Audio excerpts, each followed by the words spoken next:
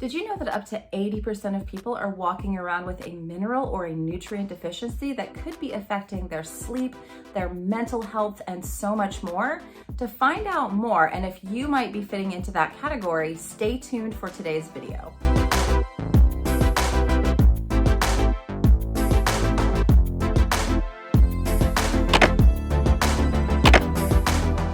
Welcome back, my friends. My name is Sarah. I am known as Carnivore Yogi. Thank you so much for being here and clicking on today's video.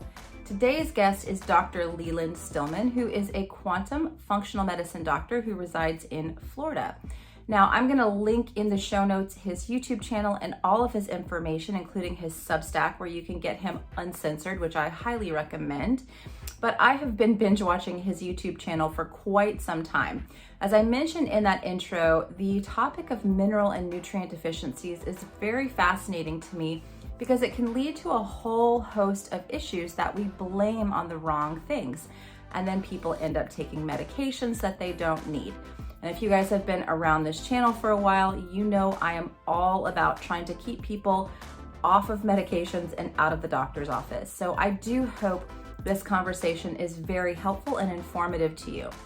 Dr. Stillman and I also talk about why you can't always trust the internet doctors who are very famous with all the books, why that is, and I hope that it opens your mind up to another avenue to explore. So again, make sure you check out all of his information linked in the show notes. And again, we always have timestamps, which are extremely detailed for this episode. So if there is a topic you want to surf around through, please check those out. We also talk about the effects of light on our health as well, which is a very important topic.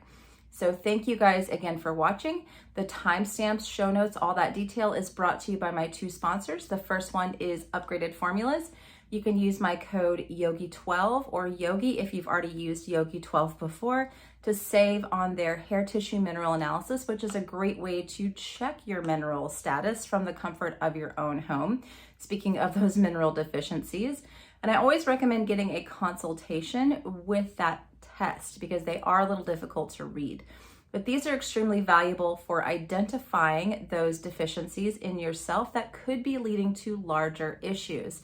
So thank you again to Upgraded Formulas for sponsoring today's video. The second sponsor is Optimal Carnivore. I'm a huge fan of their grass-fed beef liver, desiccated organ supplements, as well as the organ meat complex. Now, you can use my code carnivore uppercase Y to save on any of those supplements on Amazon.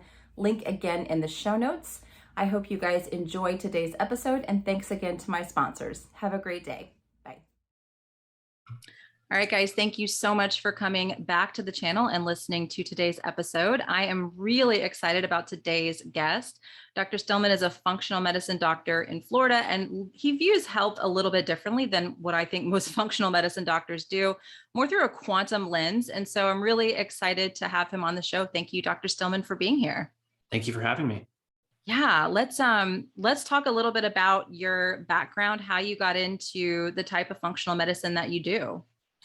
Yeah. So from a very early age, I was interested in health. I was interested in health because, I and my sister had some health issues that my mom tried to fix by going the conventional route. Those arose in, childhood. And of course, we were on the usual path of, regular medicine, going to the doctors, regular checkups, whatever they said, was what we did. And we didn't get the results that mom wanted. So she started taking us to all kinds of outside the box folks. And I've tried all kinds of different things since I was, a little kid, from homeopathy to dowsing to it's called coining. It's a type of therapy in Southeast Asian or Chinese medicine, acupuncture. I mean, you name it. So that was my childhood and teenage years. But then it became clear to me that there was sort of so much to this. It fascinated me. It captured my imagination. So I started to study it and study science in high school. Then I went to college, decided I wanted to be a doctor in high school because my mentor at the time, a naturopath, said, you should go ahead and go through the most rigorous, difficult, challenging, he didn't use the word miserable, but he should have, training possible, and become a doctor, an MD, rather than an ND or DO or anything else. And so I just went ahead and did what he told me. So I went through school, and then I went through residency, which was in internal medicine, which for those people who don't understand the sort of medical specialty hierarchy is the internists are like the very, frankly, geeky thinking doctors. We are the ones who love to think about, all kinds of very abstruse and esoteric physiology. And I actually, it's funny, you and I have talked about Jack Cruz, who I followed for a while. And they're the most cerebral, pun intended, the neurosurgeons are the most cerebral surgeons by far.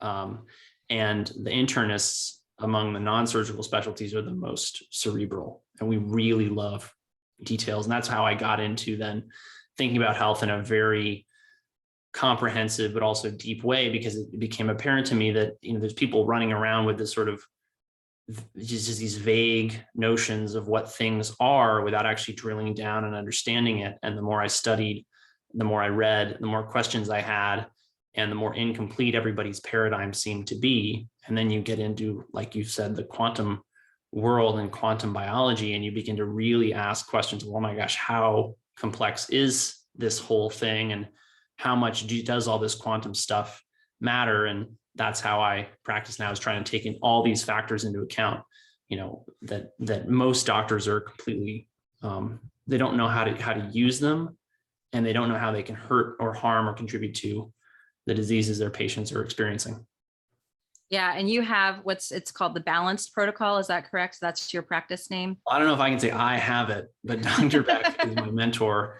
How we met is a pretty funny story, but he's here in Florida. I moved here to work with him and train with him, and he's opening a medical center here as well as a nutraceutical line. And we've just opened our medical center virtually. We offer concierge medical plans on a monthly and annual basis that include a very rigorous amount of integrative medicine, lab testing, as well as urgent care for people who have urgent issues and needs.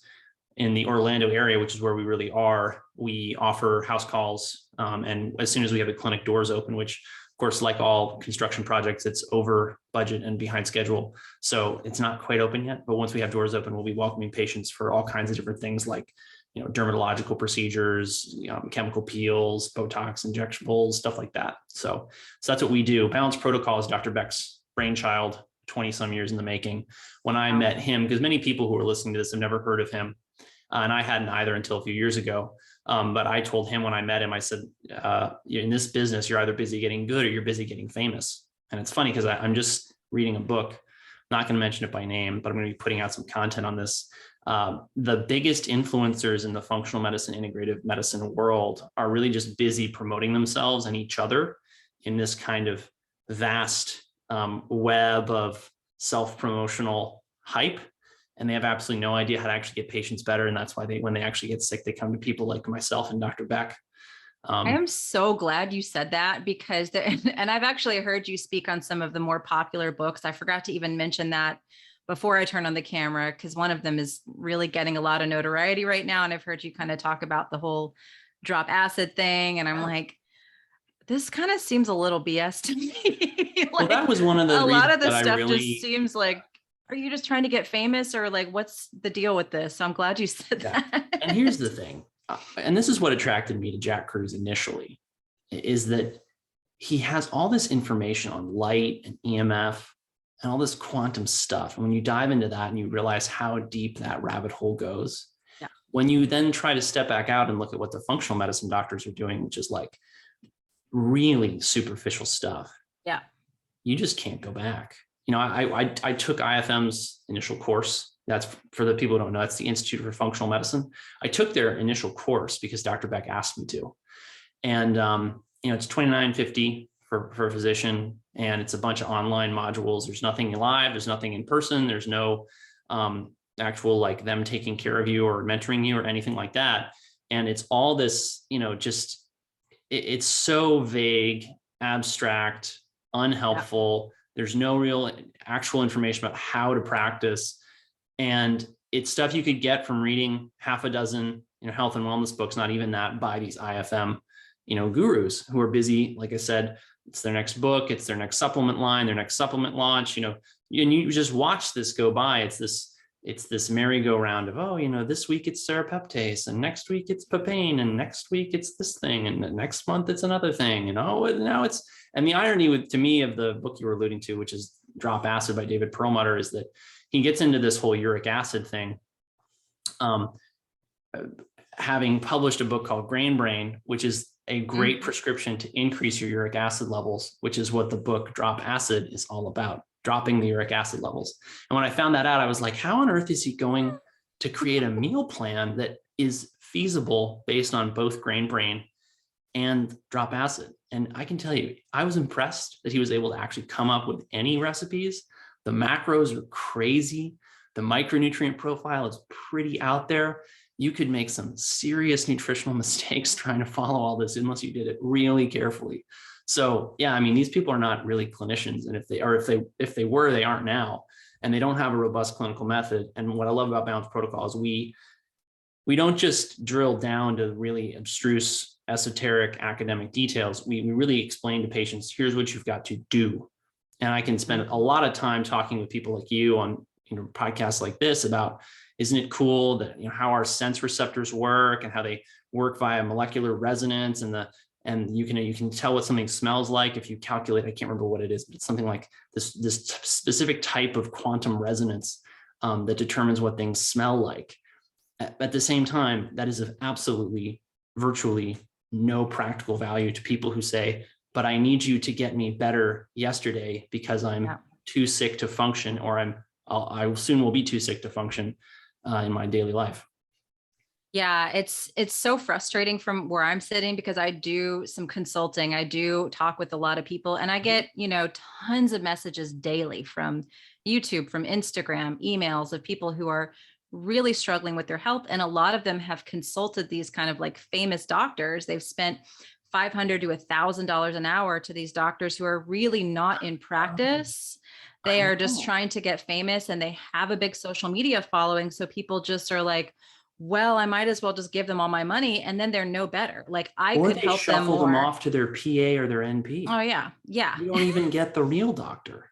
Right. Not that I think, like, believe me, then that's the other thing about busy getting good or busy getting famous. There's NPs or PAs I'd trust my life to way before a lot of MDs.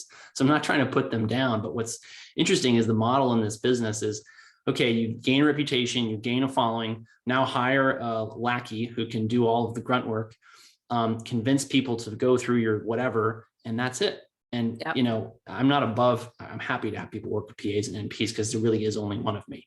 But at the same time, the quality's not there, and it's just not there. Yeah. And I just want, at the end of the day, and I'm pretty sure you feel this way as well, because you are practicing and seeing patients on a daily basis. You want to see people get better. You want to be able to provide them with information that helps them to heal, not, bump up your numbers on social media and try to look like you know it all if you're not actually practicing. That's the thing. I think people need this discernment. Just because someone has MD behind their name, it does not mean they're currently practicing.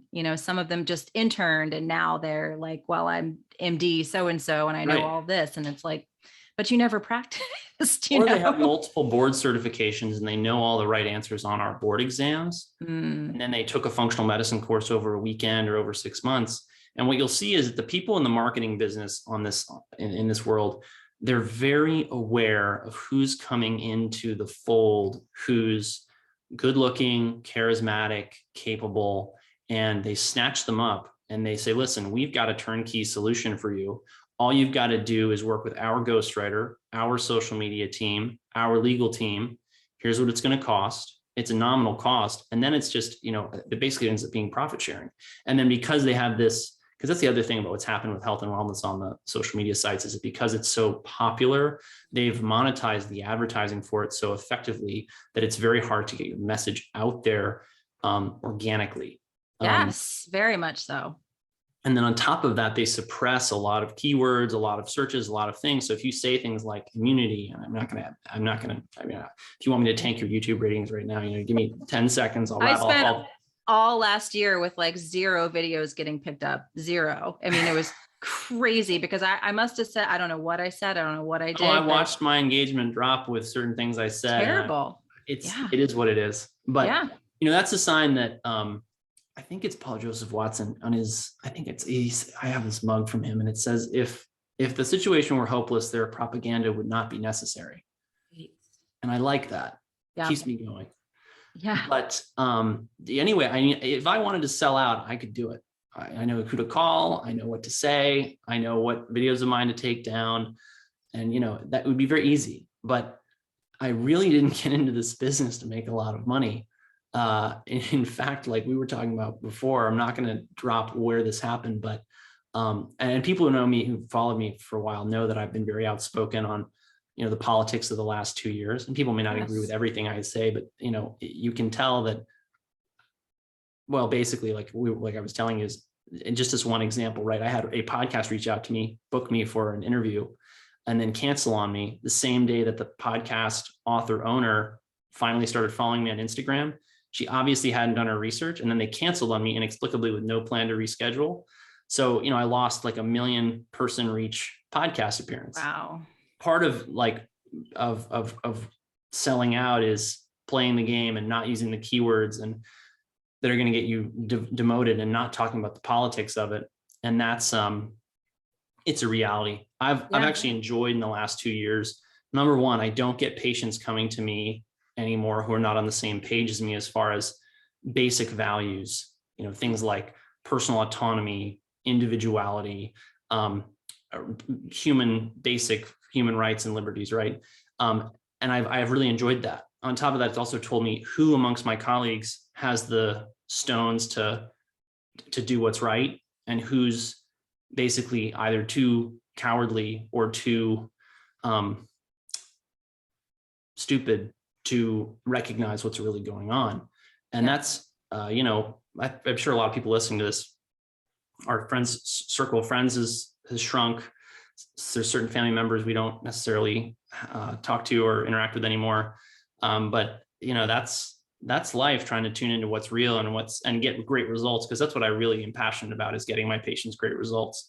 That's the other thing that's really different working with myself and Dr. Rivas. We're the two MDs on staff at Balanced Protocol Medical Center, is that we have our patients have a lot of access to us. It's 24 to 48 hour appointments. It's only the MDs. If we go over your lab testing with you, it's not just, a 30-minute one and done. It's potentially hours. And that's because we work on retainer rather than this, I think, broken model of here's, $300, I get a half an hour or whatever. We're willing to do that occasionally, but we really don't like to, because we want our patients to understand that the way to do this really well is to have us in your corner all the time, not when the house is on fire. Right. We love preventative medicine. In fact, it's our programs are really oriented around finding problems before you have symptoms, before you have dysfunction, because it's very, it's just sad to watch people who've, I had this happen to me recently. I had a patient call me, and her father was very, very sick. He wound up in the hospital in the ICU. Thankfully he made it out. But, she called me and she said, look, I really need you to work with my dad. She told him to work with me earlier that year. He hadn't followed through on that. I'm sitting there taking this call and thinking, how much could I have helped this guy? Could I have helped this guy stay out of the hospital if he'd come to me earlier? Yeah. And I didn't have time that day. I ended up sending him over to Dr. Rivas. And, that patient told me the other week that, she thinks we saved his life, which I'm very grateful to hear. Wow. But, I find myself kicking myself because I'm like, the patients, the way to get your healthcare really affordably is to work with your doctor now, not tomorrow. Yeah.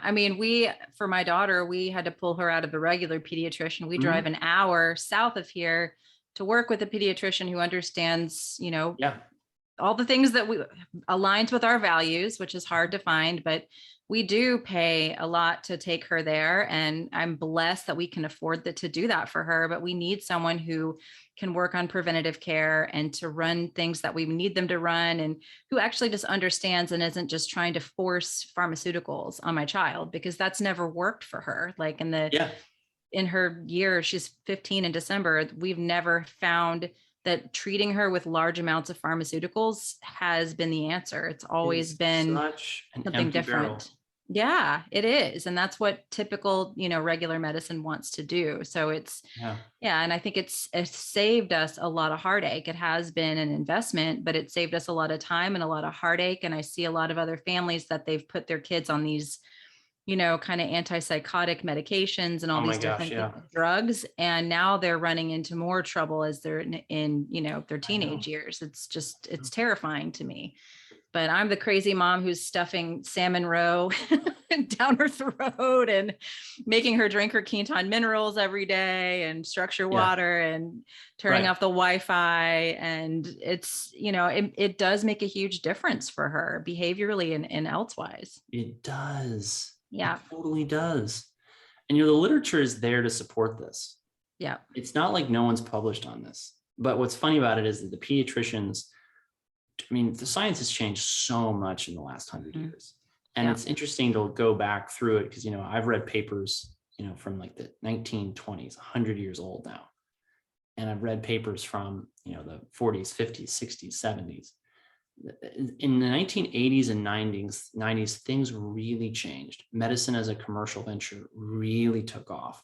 The simple country doctor just was a dinosaur. The asteroid had struck, and over the next 20 years, the mushroom cloud arose, and finally, now the simple country doctor is virtually extinct.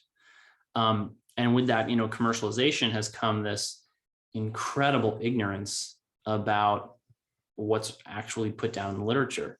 And the biggest problem with this is just the way that doctors are now indoctrinated to think about it, which is, okay, we have this intervention. And then think about all interventions the way that we might or perhaps should think about pills, right? So if you look at something like antibiotics, which in many respects defined therapeutics, 100 years ago when they were invented.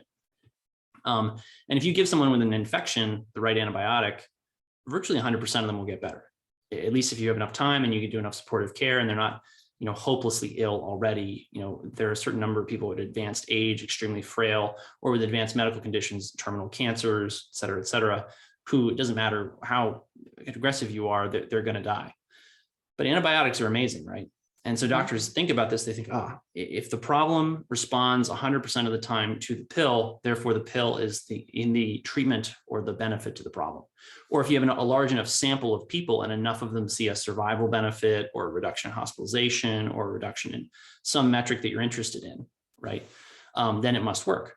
But the reality is that, for example, I'll see a case, let's say I take 100 patients on who all come to me with the same problem, and they all have asthma, okay?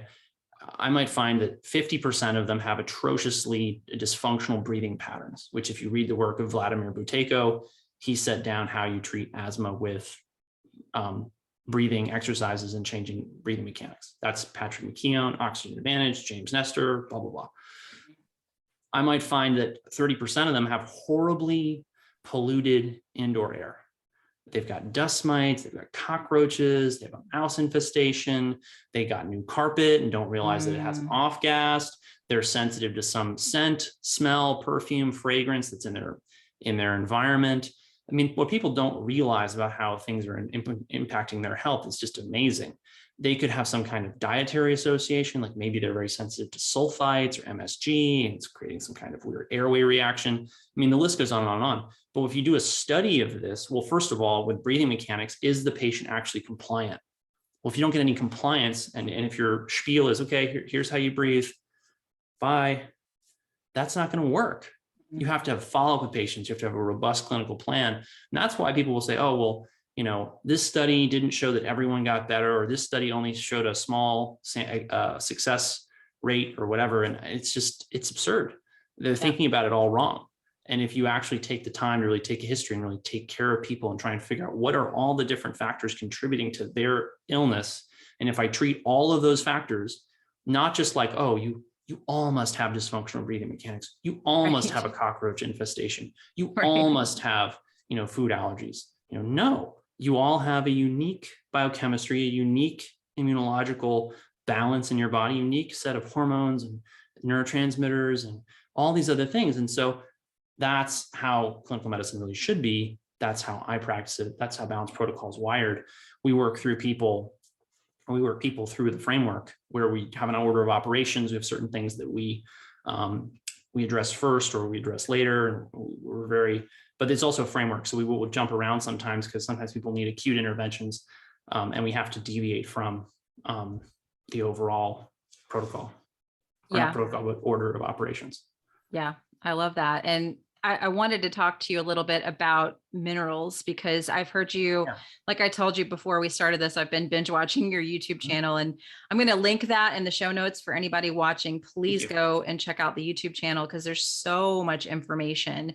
But that's one thing that you speak on a lot. And how much of that would you say that people are struggling that come to your practice, with a mineral imbalance? Wow, probably 80%. But let's talk about what minerals imbalances really means, because the problem with mineral balance in the body is that it's hard to actually assess. Here's why. The total adult body copper tends to vary between 50 milligrams and 120 milligrams. So that's an incredibly small quantity, right? So if you were to take 120 milligrams of copper, it would fit in the palm of your hand. When you look at most copper supplements, a high dose or a medium moderate dose, let's say, would be 2 milligrams. Well, you can get 120 milligrams of copper in 60 days. It's just 2 months. And so if you're taking beef liver capsules all the time, if you're eating lots of nuts and seeds, if you're eating lots of shellfish, if you're eating lots of fish, you can be pushing huge quantities of copper into the system, regardless of whether or not you're taking a supplement. And so you can rapidly replete a total body copper. At the same time, you'll find that people will fail to hang on to minerals. And that's based on how much demand there is in the system. Or if they're vital organs that deal with mineral balance, notably their kidneys, but also their skin via their sweat glands, have imbalances that cause them to excrete more of it. And some people have got, genetic issues with this. That's relatively rare. Iron problems are the number one genetic thing I see. Either thalassemias or hemochromatosis, but that's another story. I've got that gene. Yep. You do? Yeah, I donate blood very regularly. But are you a double mutant for HFE? Am I what now? Do you have two HFE mutations? Just one. Just one. Okay. Yeah. But I found this out recently, and I was like, every time I donate blood, I feel like king of the world. What is that? And then I found out recently I had the gene. I was like, oh, then I need to be doing this on a regular basis. Yeah. And targeting, an appropriate ferritin level to your iron levels. But here's the thing about iron or blood donation. And it's the reason I don't just blindly recommend it to people whose ferritin is high, is that when you remove blood from the body, you're going to put this demand on all these other nutrient pathways that are required to make new blood. Yes. And that's folate, B12, copper, vitamin A, B6, various proteins, amino acids. So it's really interesting to see, because you will have people come to you and say, I donated blood, but I felt so much worse, but they still may have had a total body iron that was elevated. Yeah, that happened to my husband. And he was like, why do I feel so terrible? How about that? Yeah. I don't know if he has the gene or not, but I was like, you need to donate blood. We're going to both do it at the same time. And I felt great. And he was like, I feel like I'm dying for like 3 or 4 days. And I just pushed the minerals into him. I'm like, let's have some oysters. Let's have some liver. Like, let's try to just give you as much nutrient dense food and drink as we can get in you. And he started to feel a little bit better, but I couldn't really figure that out, why we had such different reactions. Yeah. And so when I get somebody's labs back, I get more markers than pretty much anybody, because I see patients who've already seen functional medicine doctors and this doctor and that doctor and this other doctor, right? And so I get a lot of big workups. It's funny, I just had a patient bragging to me, he's new, and he just bragged to me that he'd gotten $5,000 worth of lab testing. That's the kind of person who comes to see me. They've gotten $5,000 in labs without any kind of medical consultation. And they still don't know what's wrong at that point, right? Well, long story, but I mean, but a lot of time they don't know what's wrong because they're not getting the right labs. But when we get labs, I mean, people will tell me, oh, this, and it's funny because now I'll call them out and I'll say, you don't eat any beans. They say, yeah, how did you know? Or I'll say, you eat a lot of Brazil nuts. And they'll say, yeah. Selenium. Whatever. Right. Yeah. So you start to see these patterns in the labs, and it's funny because Dr. Peck will do this without ever having seen the patient. You come to him with the labs and he'll say, this patient doesn't eat any, whatever, or one time he tells a story about he's like, this guy eats a lot of mustard. What? I know. It's How could he tell he ate mustard from the lab? it's funny. He told me that story multiple times, but I haven't ever pinned him down and said, hey, how did you know it was the mustard? Right. Wow, that's fascinating. So you can really tell what from people's labs, kind of their nutrient profile, like what they're missing out on, what they're eating, what they're not eating, and kind of help them to fill in those gaps, right? That's exactly right. And so here's where the thing where that rubber hits the road with the minerals. So it's interesting. In one of my recent YouTube videos, I was reviewing a paper where they found that higher levels of minerals, many of them nutritive, but some of them toxic, were associated with worse uric acid levels and more metabolic dysfunction. And what many people don't realize is that if their body chemistry and other systems of the body that handle nutrients are not in balance, then minerals and toxic elements can build up in the blood to actually toxic levels. And this is the idea of a U-shaped curve that really gets lost on a lot of people, clinicians and the public. Someone who doesn't talk about U-shaped curves enough is someone who it's very easy, quick way to identify and separate the clinicians who've seen a lot of patients of a real variety and the clinicians who've just niched down and only see one group of patients. Mm-hmm. So it's the other thing that will happen in the integrative functional medicine space is you become the thyroid doctor and all you see is Hashimoto's and it's just Hashimoto's, and you don't know all this other stuff and you don't see all these different patients, and they don't teach you things about how your dogma is wrong. And it's very limiting to practitioners. But anyway, so what will happen is what can happen is you have to get the membranes right. You have to get the patient's body in balance so that minerals can actually flux in and out of cells. And one of the things you'll see is if, for example, someone's got a terrible B vitamin deficiency or series of deficiencies or protein malnutrition, low protein levels and amino acids on their lab testing, what you'll see is that if you replete those nutrients, then the next panel, their minerals may actually be lower. And it doesn't mean that they lost minerals, unless they had some kind of horrible GI illness, massively abused sauna, or didn't eat any minerals, which isn't very common.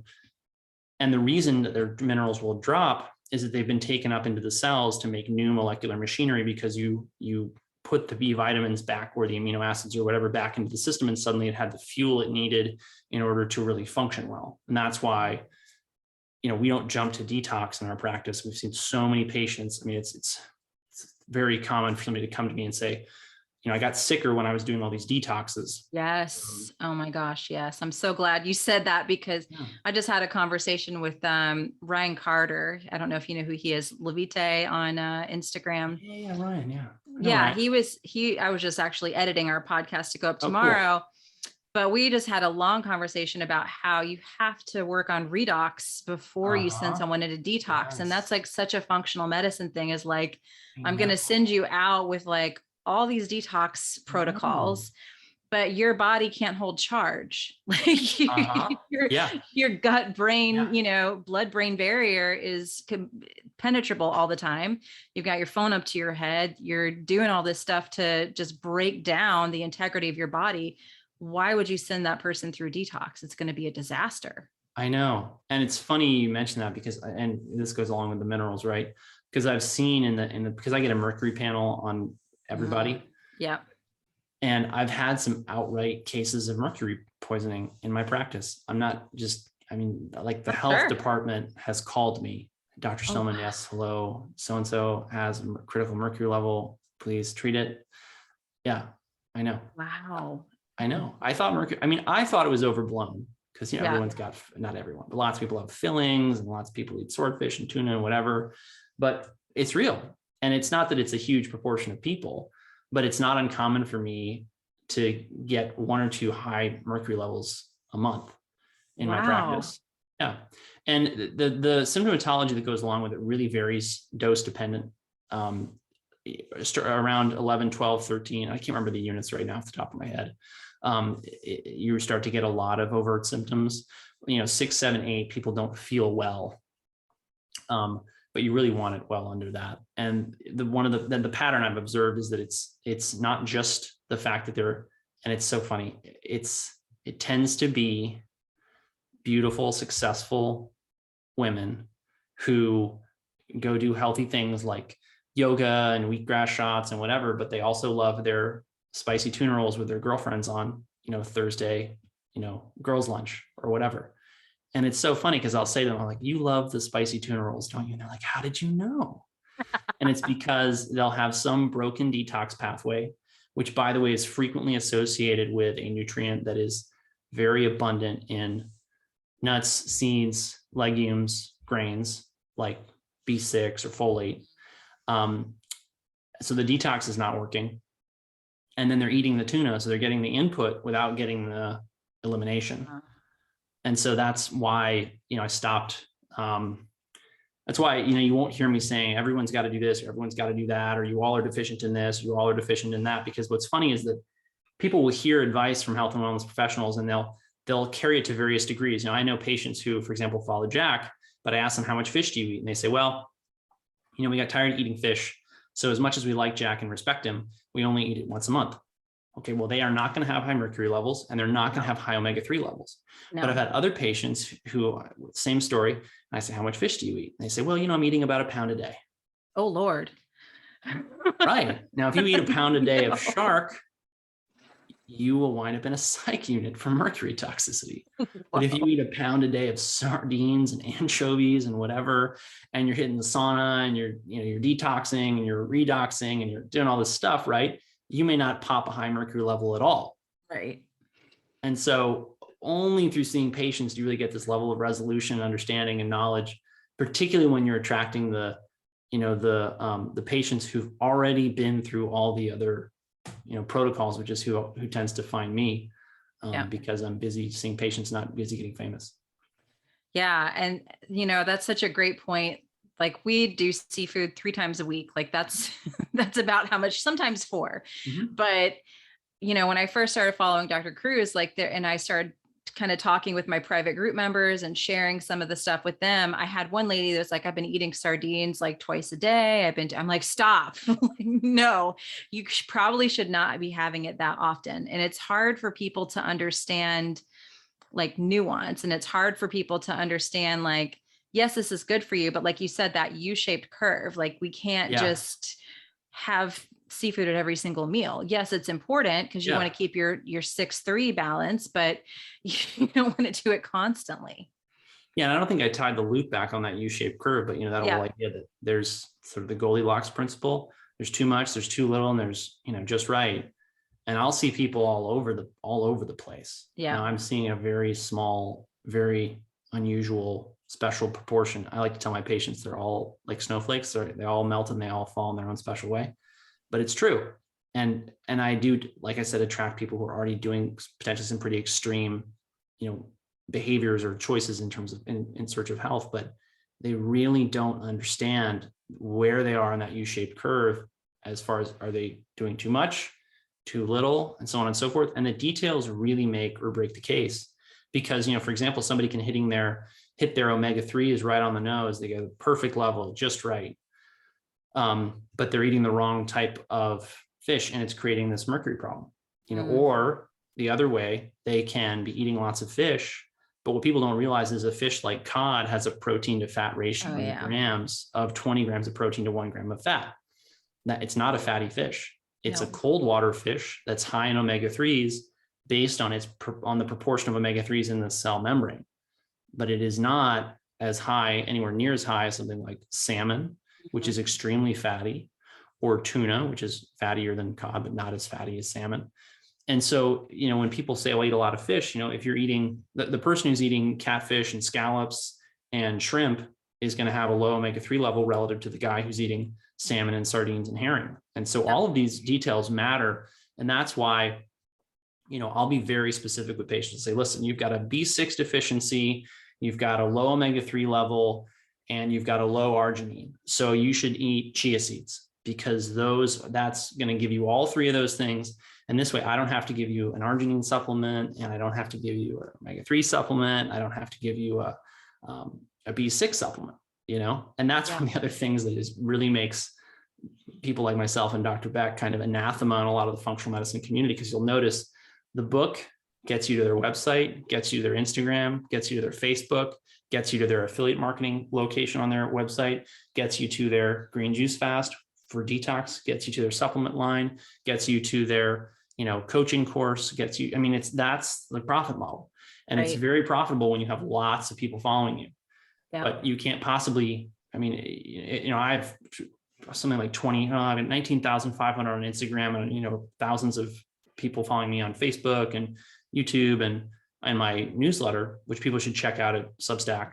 Because that's where I'm really uncensored, because I can be, unlike the social media websites. Yeah. But I can't, the reason I started to work with Dr. Beck and Dr. Rivas is that I already had too many patients, or more than I could handle comfortably, and needed to bring somebody else onto the team or work with a team so that we could really take great care of people and not have them waiting, even a week for appointments, which for me is too long, because you need to get people into your office and address their complaints. Otherwise you don't make progress. It's very frustrating. Yeah. So anyway, yeah, that model though doesn't lend itself to affiliate marketing, because everybody's different. Right. And you don't need to put them all in the same detox, and they don't all need to take serapeptase, and they don't all need to take your mineral solution or whatever. So yeah, because like you said, some people, they don't have those detox pathways. If they just add in a bunch of minerals, that's going to cause more harm. Like, what do you see with people? Because I have a lot of clients that'll come to me and they're like, my B12 levels are like through the roof. All these levels are like really, really, really high. What should I do? And that's when I'm like, I'm going to refer you out to somebody else, but it's probably a detox issue. Would you say? Yeah. Great question. So here's the thing about B12 is that the way most people are measuring it is they're measuring the actual B12 in the serum, but B12 has active and inactive forms, and it has multiple active forms and only one inactive form. And so when you look at B12 levels, they're not just differentiating between the inactive and the active form. When you look at B12 in its biochemical reactions, there are specific metabolites that get thrown off when it's inadequate. The one that everyone in conventional medicine is trained to recognize and look at is methylmalonic acid. But I'll tell you that patients who, the reference range and the way the analytics are built and the way the lab technicians and laboratory medicine docs are thinking is that the B12 cutoff, it's too high. It's not sensitive enough. And what's strange about B12, and I don't pretend to understand this, you can give people absolutely ludicrous doses and get a clinical response. And if you don't do that, you may not get any clinical response. And the toxic dose for B12 has never been achieved. They've given people, I think the highest dose that they attempted was 50 milligrams, which is 50,000 micrograms. Usually 1 cc, 1 milliliter of B12 injectable is, it's 1 milligram of B12 suspended in the solution. So injecting someone with 50 cc's of that solution is 50 cc's all over your body. It's a huge number of injections. That poor person must have been a pincushion unless they used a much more concentrated dose. And even then they weren't able to establish a toxic dose. But the point of that is that you can get these clinical effects, but where do you stop? And why does the patient need this mega dose in order to get better? That's where we don't necessarily find a lot of common ground with the people who are just saying, take mega doses of this or mega doses of that. And they'll say, well, you're not getting better because you just haven't, increased your dose of X or Y or Z to a high enough level. And I can understand, obviously I understand the value of using mega doses, but at the same time, it ends up being a treadmill. You can run that fast, but you want to get off eventually. Who wants to take all these pills for the rest of their life, especially when you would think, right, that if you could bring the systems of the body back into balance, you wouldn't need all that nutrition, because there's nothing normal about that. And I think everyone who's on these big doses has this sort of cognitive dissonance of, why am I broken? Why am I broken? If I have to, put oil in my car every 10 days because the oil pan gets low, isn't there a leak somewhere? If I can't find the leak in the pan, maybe it's in the connection over here, over there. The oil is not just evaporating into thin air. So that's why we get more labs than just a B12 level. But we look at the functional marker, which is methylmalonic acid. We don't interpret it like other people. We're more aggressive with repletion. And we also, there's all these different factors that go into why it's low, like issues in the GI tract, parasites, bacteria, fungal overgrowth, bad dietary patterns, lack of light is actually, and this is part of the literature that fascinates me. There's a paper from the 1920s that Jack actually turned me on to, where they exposed people with anemia to ultraviolet light who had B12 deficiency. And they actually saw a greater improvement or increase in their red blood cells than people who were exposed to the UV light and the people who weren't, which implies that even with the same amount of actual physical B12 in the body, how well you respond or produce red blood cells depends upon how the UV light is interacting with it, right? Wow. But that's the kind of paper that you find when you bother to go back to the 1920s and read these really old papers, and you think, who followed up on this? And the answer is nobody followed up on it.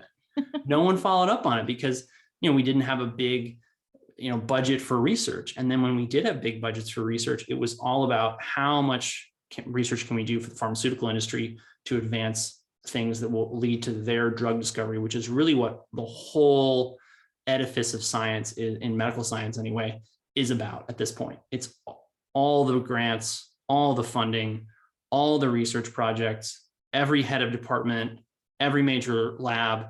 If they're actually doing any kind of innovative, interesting work, it's because somewhere in their lab, they're doing something that makes the pharmaceutical industry more money.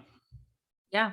I mean, and when you talk about UV light, why it's never really been studied is because I feel like because of the pharmaceutical industry and because of sunscreen and because of the cosmetics, and I could be wrong there, but for me, adding UV light therapy in last year completely helped my health. I mean, I literally lost 30 pounds from UV. And then I added a red light panel and cold exposure and those other things that were, pretty much free, and saw my health dramatically improve. But there's no money to research those things, That's right. That's right. Yeah. It's frustrating. Yeah. It's just a symptom of human nature. And it's all, this big monstrosity is coming down one way or another of, the medical industrial complex. And so it's only a matter of time until we get to a better place where, everyone's aware of how rigged the game was. This is just played out over and over and over again in history, where no one can imagine that the current paradigm and reigning group, family, clan, dynasty, aristocracy, oligarchy, whatever we want to call it, no one can imagine them possibly losing power. But I mean, it's, you go back even just to the Soviet Union. I mean, nobody expected the Soviet Union to collapse, but one day it was just, I think it was Gorbachev coming out and saying, "Hey, everyone,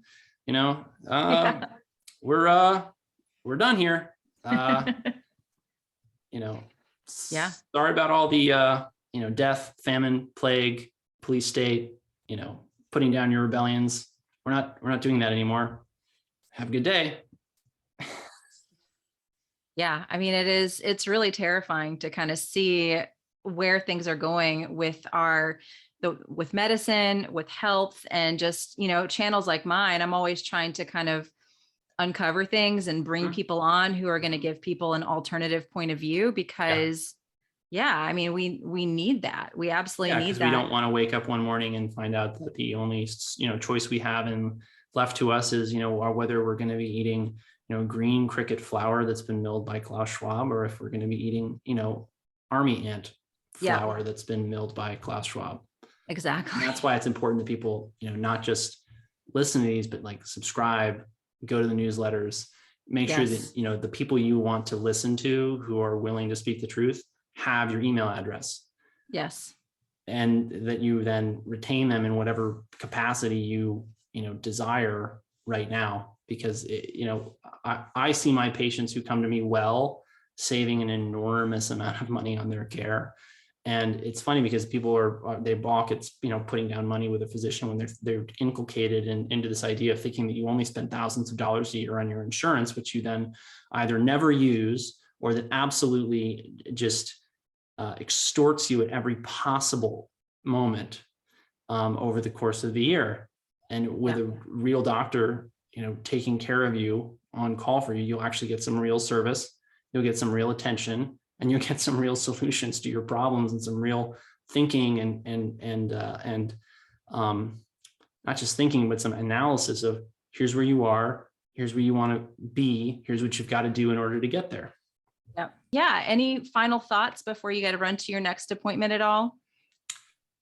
Thanks for having me on. I look forward to seeing some of your listeners in consultation at Balance Protocol Medical Center. They can find out more about that at balanceprotocolmc.com, and they can apply to work with me directly there at stillmanmd.com. Awesome. Yeah, this has been a very, very eye-opening conversation, and I appreciate your time today. You're welcome. Thanks for having me. Thank you.